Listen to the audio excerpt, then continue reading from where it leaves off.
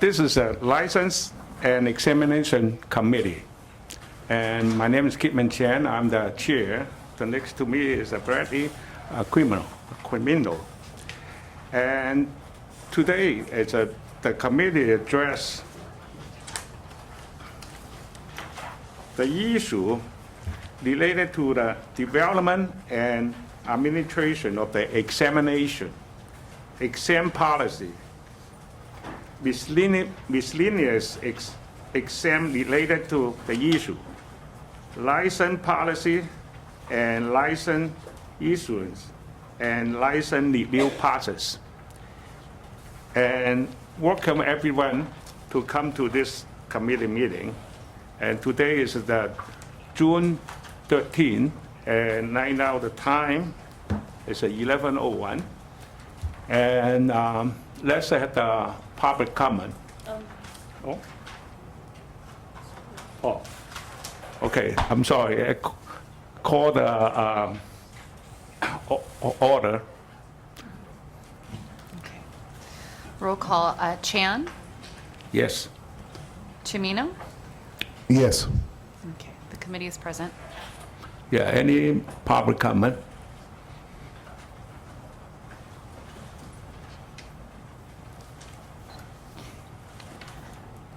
Good morning. My name is Michelle Lau, President of the KOMA, the Council of Acupuncture and Oriental Medicine Association. And thank you. I have an opportunity to express our organization regarding the licensing examination. We know that we have a clinical examination, but it was stopped from 1999. And I has been the examiner for the clinical examination and for many years. And then I really want to have here to express that it's so important to have a clinical examination that I really want. We try to bring it back that in the past 20 years through the legislation, and it was passed the committee anonymously, but it was stopped in the appropriation committee. So important that the acupuncture student that they need to go through all this kind of training, not only didactic, but it's a lot of the clinical examination. That is kind of standard for the other profession that they really need to bring it up. We know that we go to the driving test, right? We still have the road test, and even though a lot of the other profession, even grooming for the dog, something like that, or the cosmetic, they all need to have a clinical examination. We try to bring this back many years now. We are pursuing to next year. We try to bring it back some kind of training or examination or resident training that we did it before, but there was a lot of opposition. But acupuncture become more and more acceptable now, and then that's already come to the federal level now. We have KOMA and also the American Association, American Alliance of Acupuncture. We have been 3 years in Congress now, and also to promote the House Bill 1182 and 1183. One is for the veteran, one is for the senior citizen. Then also last year, October 24, the President Trump passed the House Bill 6, which is to put acupuncture and massage to be considered to replace the pain drug, the opiate drug. So this one, I need a board member, and that put very big consideration and how we can get our profession get prepared. If the acupuncture can get into the federal system, how many patients will we need to face to it? We have over 40, 50 million, I don't have the correct number, but that is what the senior citizen. They all seeking acupuncture treatment now for their pain, for different problem. But if we be accepting by the federal Medicare system, we already fight for 26 years. This year is the 26 years.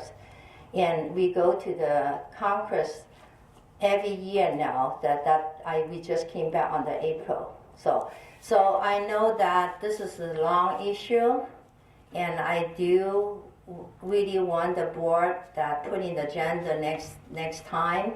And in fact, that we are already preparing to do something for next year for the legislation to try to bring our clinical examination and the resident training something back. Thank you so much.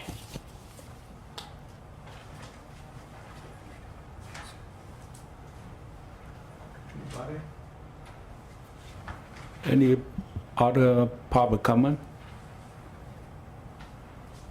No? Let's go to the item number 4. Discussion of the test of the English as a foreign language, TOEFL, requirement for the international applicant. Jay? Okay, hello everybody. And before I start here, I just again want to acknowledge particularly Christine Brothers for her help in creating this materials and the support of the executive officer. And so that I'll move on. This is discussion of the TOEFL test of English as a foreign language. So Chapter 397 Statutes of 2014, SB 1246, extended the sunset of the Acupuncture Licensure Act and the Acupuncture Board's operation until January 2017. It also made some substantial changes to the board's education regulation and oversight. These changes included the addition of the requirement of school oversight from the Bureau of Private Post-Secondary Education and the Accreditation Commission for Acupuncture and Oral Medicine, ACOM.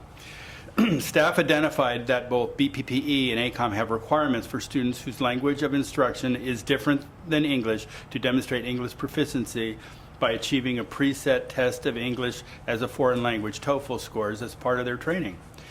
TOEFL is an English language examination which is often required to be taken by foreign students who want to study at universities in English-speaking countries. The board currently holds the sole oversight in qualifying individuals who apply for the California Acupuncture Licensing Exam based on their foreign education, and also has sole oversight over interns who have completed a tutorial training program. Staff has identified the lack of consistency between the TOEFL-based language requirement included as part of the ACOM and BP oversight required of all domestic students, during the lack of TOEFL requirements of applicant applying under the tutorial or foreign equivalency programs. Staff is introducing this discrepancy and the strategic plan item to the committee to allow for discussion to consider TOEFL proficiency requirement for all applicants to the CALE to demonstrate minimum standard of English language proficiency to further public protection. Staff is recommending that a regulation be adopted that codifies TOEFL requirements as set forth by ACOM.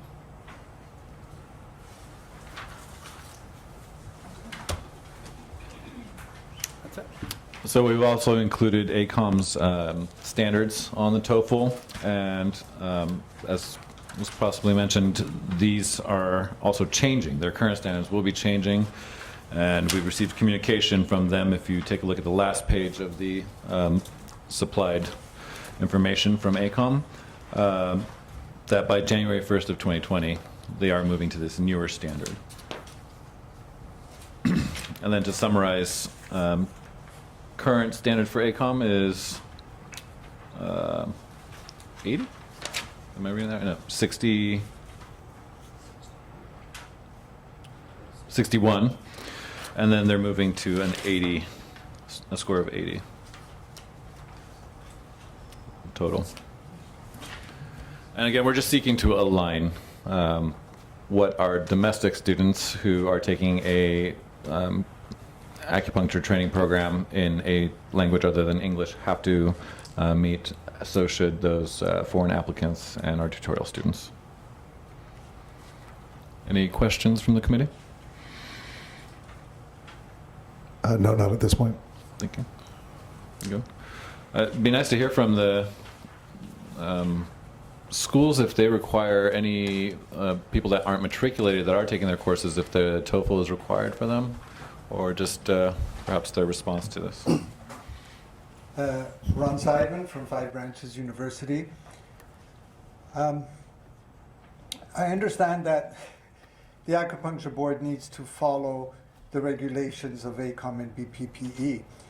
The language requirement that ACOM introduced recently, it'll be introduced in January of 2020, is quite controversial.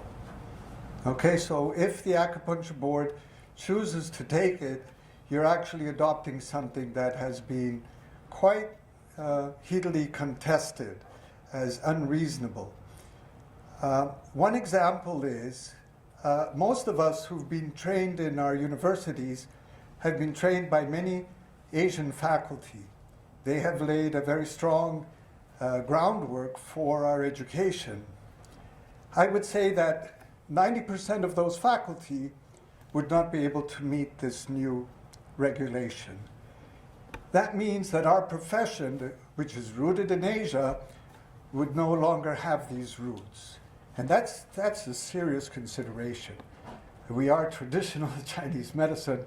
It is imported. It's not modern engineering, which was developed in the US. So that's one serious consideration. Another is that one of the standards that they set for speaking, which is 26, is at the 90th percentile of speaking English.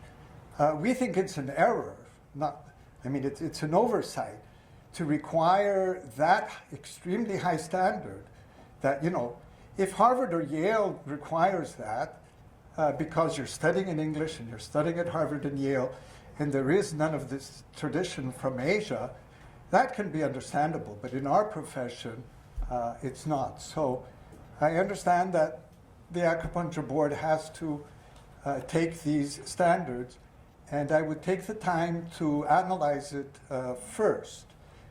And I did speak to one of the original members of the Acupuncture Board from its early days, and they consciously decided not to implement TOEFL at that time, and the main reason was to support the growth of the profession, not only for licensed acupuncturists, but for education. And I think we need to keep that goal in mind. Thank you.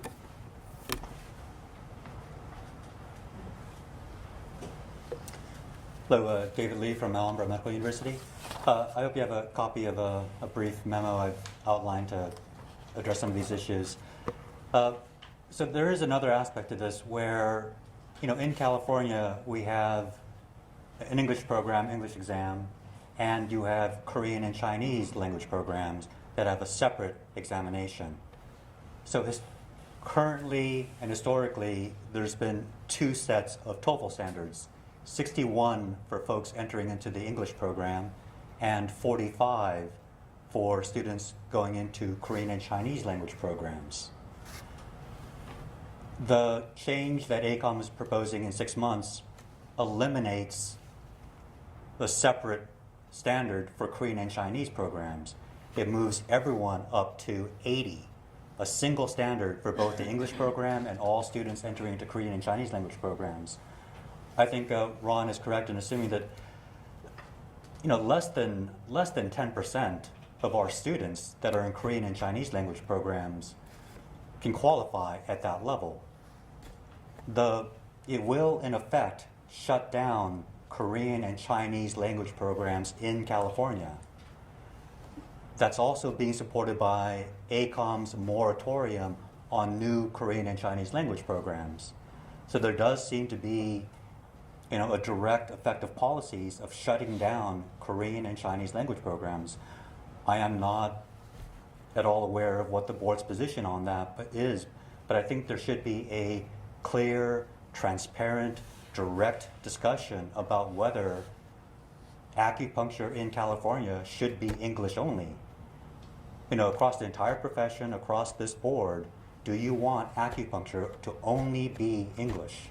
Because that is the standard that ACOM is requiring. The 8 out of 9 on the ISELTS is, full operational command, the ability to handle complex, detailed argumentation. That's a very, very high level of fluency that's beyond other standards they cite that standard based on other healthcare professions that are exclusively offered in English. So it seems clear that the standard from ACOM is going to be exclusively English only. And is that a position that the California Acupuncture Board wants to support?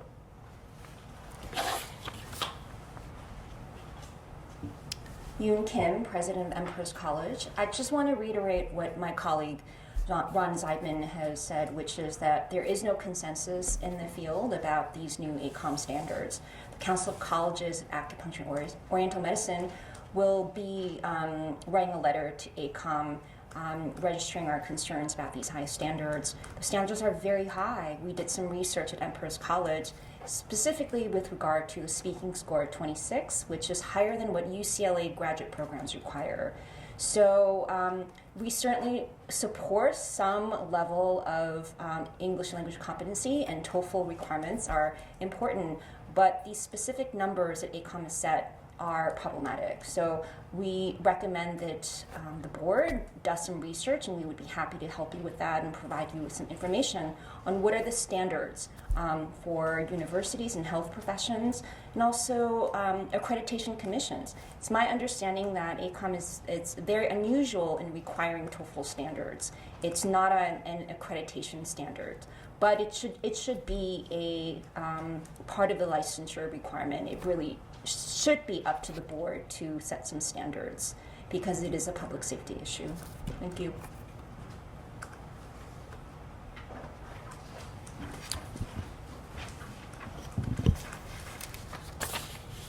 Michelle Lau from Keoma, and I just got this information actually not too long ago, and I should say that I not very completely to understand. I mean, not say understand, I kind of understand, but all the detail. From the point of the view from profession that I always and we always support any movement can bring it up the standard of the profession. And in this particular issue that I just expressed some of my just thinking now. So in California, we have a long history that we have a lot of Korean students and Chinese students and a lot of scholars and experts. They come from China or from the Asian. Then they brought in a lot of experience and good education training. And that's why that to a lot of people who come from China or they even grow up here, then from their background, then it's benefit and beneficial to bring it up the quality of the student.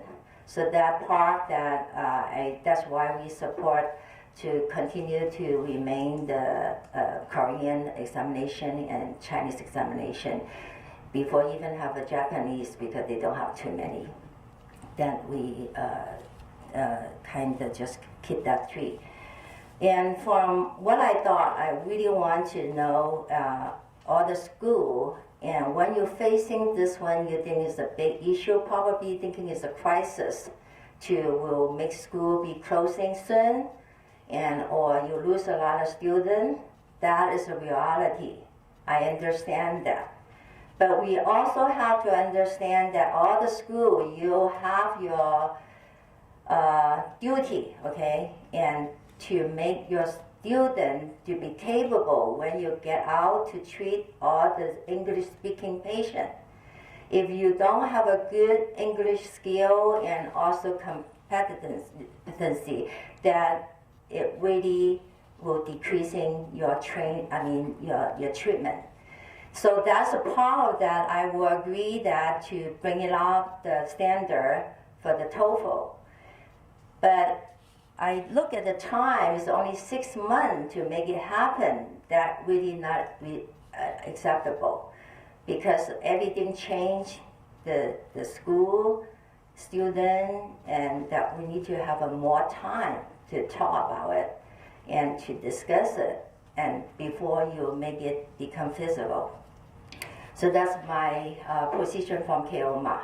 And I will willing to do with the school and everybody, the acupuncture board, And one thing I really want you to know that we already consider the level of the training and the standard in our whole country is actually below the standard as a health profession.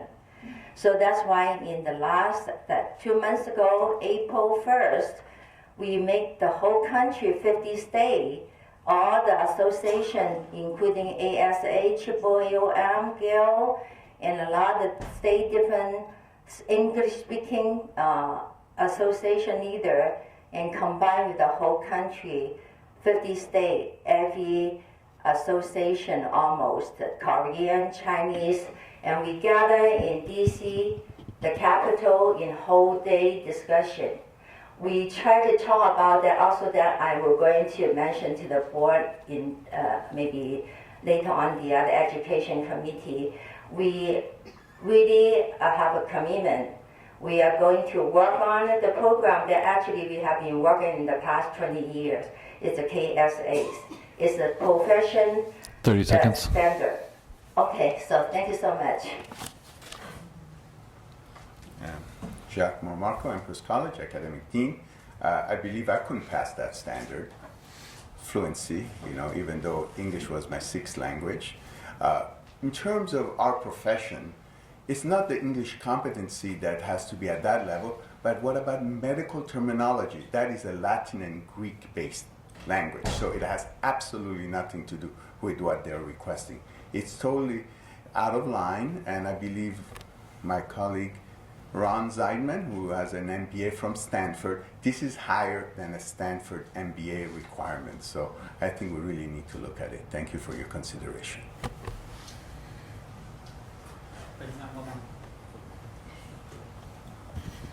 Yeah, the request that was made in this memo here is simply that ACOM provide evidence or justification for why they're raising this. In public, they cited public health concerns. Based on current standards, has there been an epidemic of public safety violations based on a lack of English competency? What is the rationale? What is the evidence that required such a massive adjustment to the English language competency? You're going from 45 to 80. You're going from 60 to 80 for the English, 45 to 80 for the Korean and Chinese programs. What's your rationale? What's your evidence?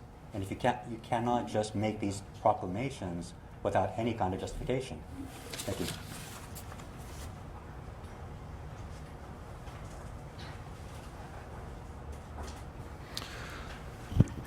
As we can see, the TOEFL is a big issue coming up right now, especially for the schools.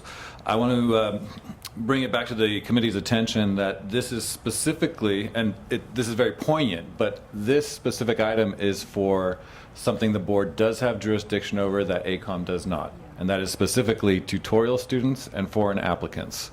So what we're looking to do is, and this is one of our strategic goal items, is to institute a TOEFL score for foreign applicants and for tutorial students who do not have this requirement. This would not affect training programs because ACOM governs their requirements there. So what we were looking for, obviously it seems like the 80 score would be rather difficult, at least from a first view from our schools.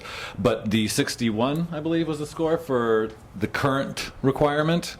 That would be in line with what current schools are mandated to provide for or required from their students, as well as allow the board to institute that same requirement for those tutorial students and for the foreign applicants. So we don't have to go to ACOM's recommended 2020 80 score, right, or 81. We can stay at the current level and just be at the same level that our domestic students are at. And that would be fair, right, as opposed to having foreign applicants that are not vetting their English proficiency even at the 60 score. And really, one of the thought behind this is addressing those programs that aren't addressed and then coming in alignment. So training programs, whoever, go back to ACOM and ask for that clarification, right? Because in a way, they're default by setting that standard. If you're thinking it's way out of line, we're just trying to cover that gap that we have nothing on. So there could be a thing is that somehow in this process, option 3 would be the board has its own standard, right? So. Just a point of clarification of your comment there about for the foreign applicants and tutorials, if they're taking the exam in Korean or the Korean or Chinese exam, do they need to meet the English proficiency standard at 61 or the Chinese foreign language proficiency standard at 45? We have no standard right now for those You have no programs. standard at all. So That's what we're discussing. But they typically take the Korean and Chinese exams, not the English exam, we would assume? No? Okay. So, I mean, my look at it is that if they're taking the exam in English and passing, that shows high competency in English, even if they learned it in a different language, right? That I wouldn't have a problem with that. Now, it's up to the board members to decide if that is satisfactory. But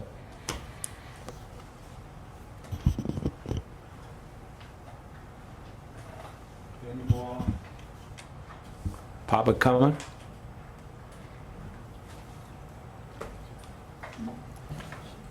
Ron Zeidman, Five Branches University.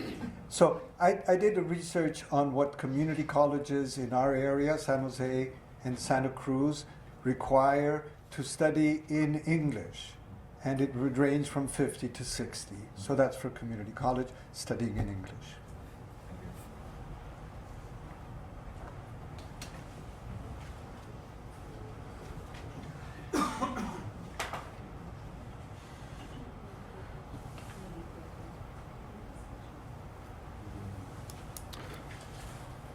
we can recommend that this issue be carried over to another committee meeting, and the board staff can bring forward proposed language and scores for the tutorial program for foreign applicants.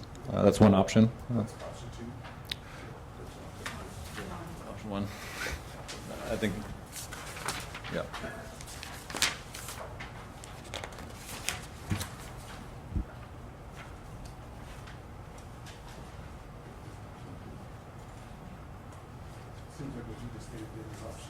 Yeah. For additional research, yeah.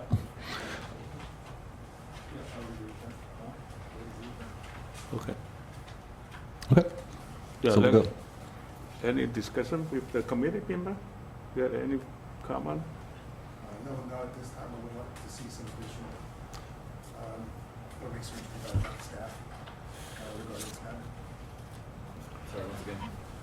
I just said I don't have any additional comment at this time. I would like to see some additional information by the staff regarding the matter. You can clearly see that there's a lot of discrepancy still. Council, everything, you want to comment? Okay. Now, let's make a motion. And I'll make a motion on the motion to additional research for staff, by the staff and the licensing and examination committee to bring back to the further discussion for the licensing and examination committee at the full future meeting. Yes, I would second that motion.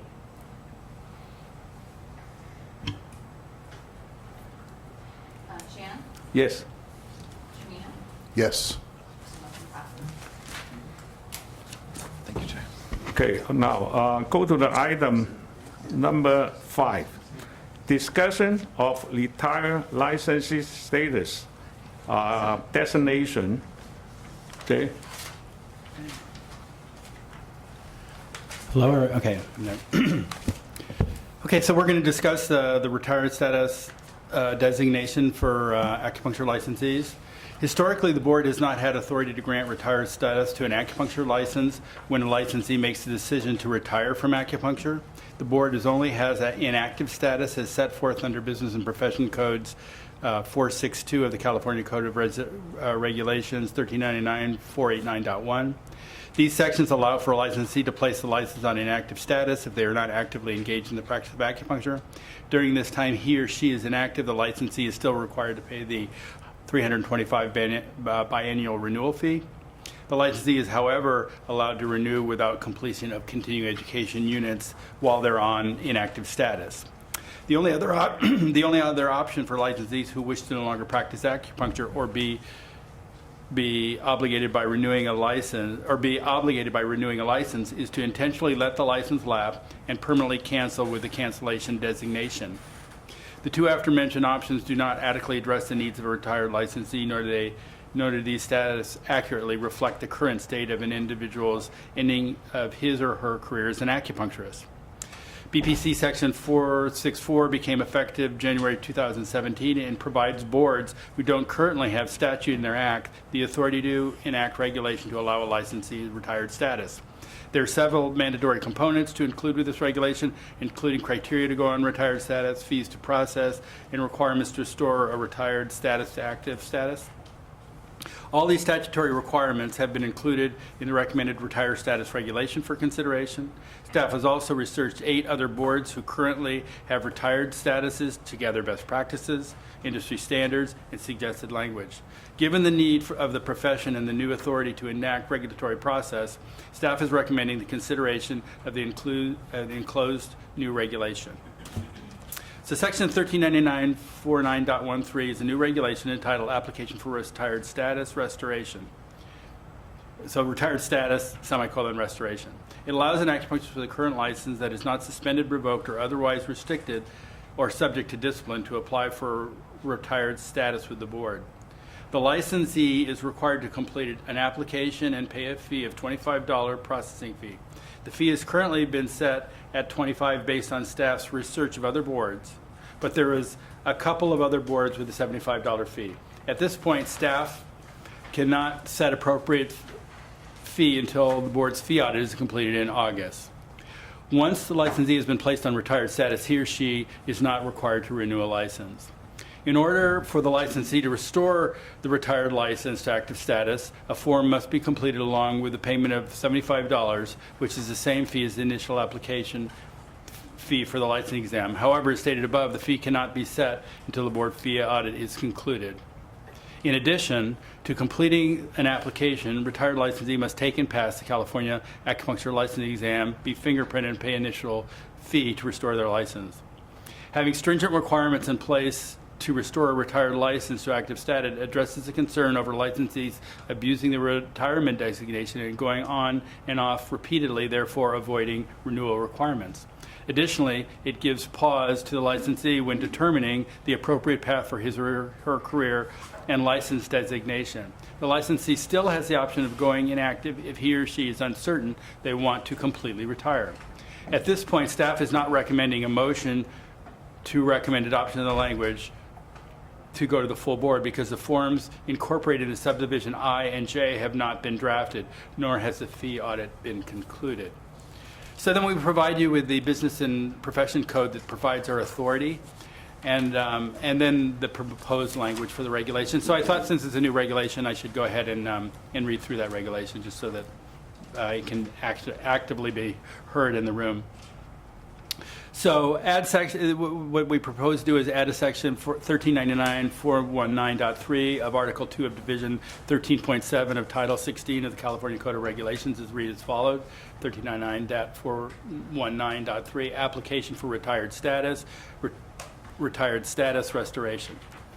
So on or after the effective date, the holder of an acupuncture license that is current and whose license is not suspended, revoked, or otherwise restricted by the board is subject to discipline may apply for retired status upon completion of a form prescribed by the board entitled Application for Retired Status and a payment of a $25 fee.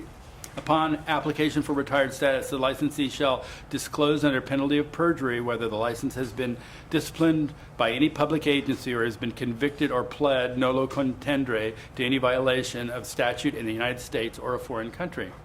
A retired licensee shall issue to a person with either an advanced license or an inactive license that was not placed on inactive status for disciplinary reasons. Article D, the holder of the license and retired status pursuant to this section shall not engage in the practice of acupuncture. E, the holder of the license in retired status shall not be required to renew that license. F, an acupuncturist holding a retired license shall only be committed to use titles retired acupuncturist or acupuncturist retired. G, the holder of a retired license may reactivate their license by meeting all the following requirements. Complete a a form prescribed by the board titled Application to Restore a Retired Status, pay a $75 fee, and shall disclose under penalty of perjury whether the license has been disciplined by another public agency or been convicted or pled nolo contendere to any violation of any statute in the United States or a foreign country, take and pass the examination that is required for initial licensure with the board, comply with the fingerprint submission requirements in section 399.419.2, and pays the fees or fees that would be required of the licensee if the licensee was applying for a license for the first time as set forth by 1399.460.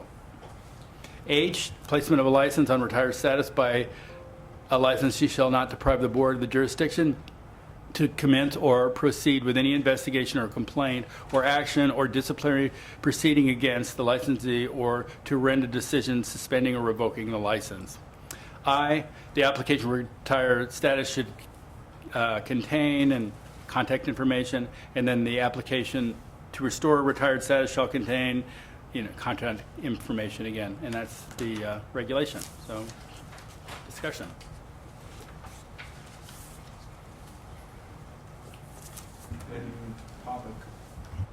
Any public comment? Any comment from the panel? Yeah, Jay, I have additional questions. You had mentioned being concerned about people using this or professionals using this as an opportunity to utilize the system, get around varying continuing education, things of that nature. I don't see any language in here that sort of addresses that, or how we would mediate something along those lines. So we're creating the requirement that if they want to come out of retirement status, then they have to go through this whole application process. And so there's just no way for them to come out of it without retaking the test. And in other professions or other boards, some of them don't even have a way to come back out of retired status. But sometimes people want to come out of retirement to go do some philanthropic work or whatnot. So we're creating this additional pathway to come back from retirement status. Ultimately, if a person wants to be able to continue practicing at some point later on and they're not going to be retiring, the move would be to go on inactive status. And then if they're truly done and they don't want to pay anymore, but they want to acknowledge that they've had a career as an acupuncturist in California, they can go for the retired status and be able to use retired in their title. So you believe that requiring the retaking of the exam is enough of a deterrent to try to curtail people going along those lines of getting around certain requirements? Yeah, it'll make them go through the whole process again. So they have to they apply for the application, then they be qualified, then they have to take the test. And with computer-based testing, that can happen sooner than it was before, when it was just every 6 months. But it's still, it's an endeavor. Thanks for the clarification. I just wanted to add on to that.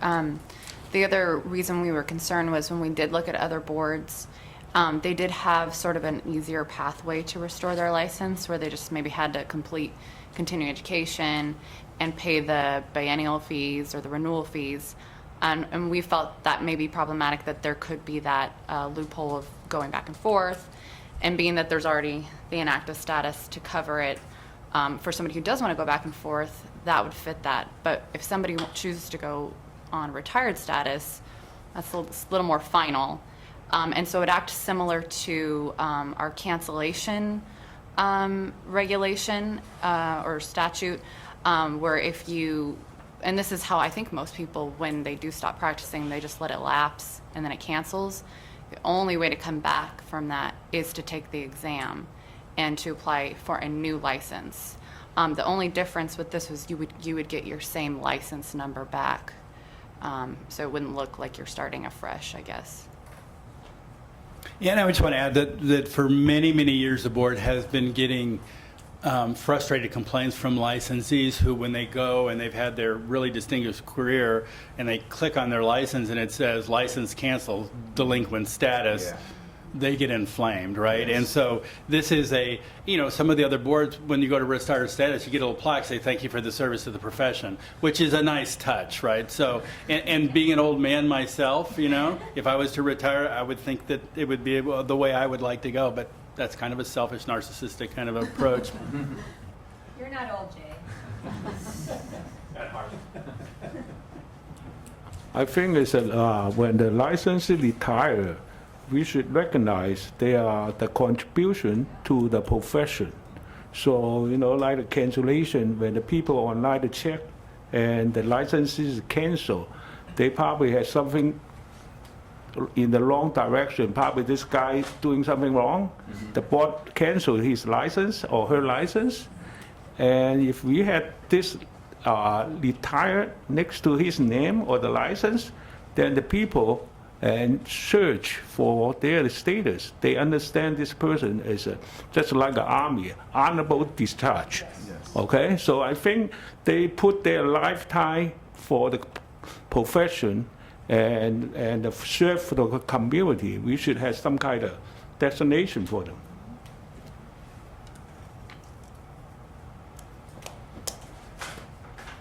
Any more comment?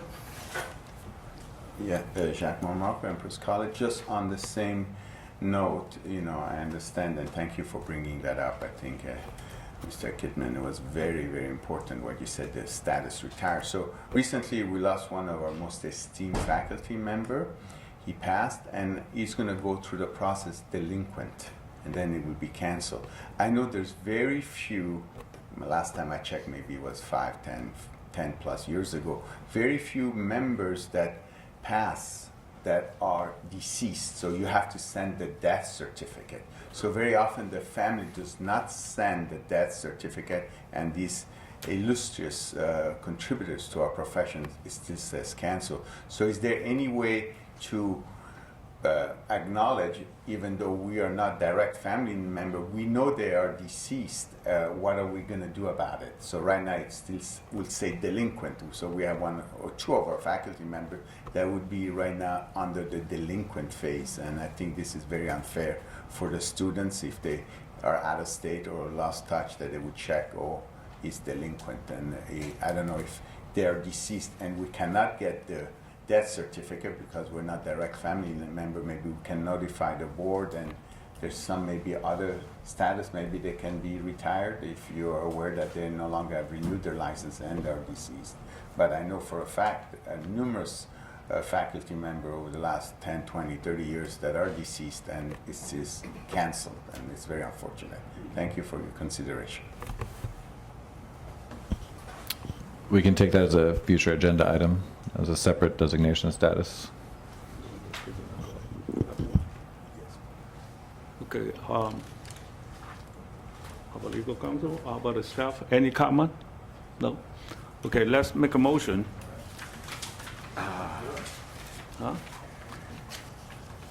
The motion is to recommend that proposed regulation test for the Title 16 CCR Section 1399.419.3 to be presented to the full board at the next board meeting, along with the staff additional information provided to subdivision I and J, and draft application form for the board to vote. Any comment? I second that.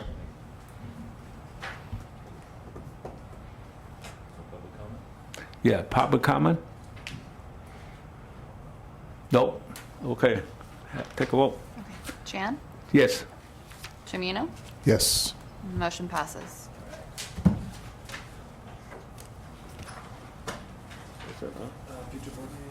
Okay, go to the item number 6.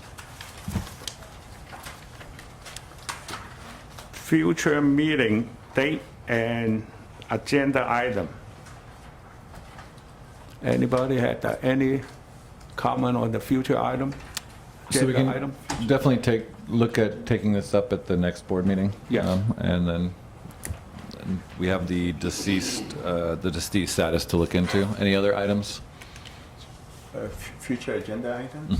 Yeah, the degree designation and transparency on that. I think we had asked for it to be on the board. I know there was some reference of it on the packet.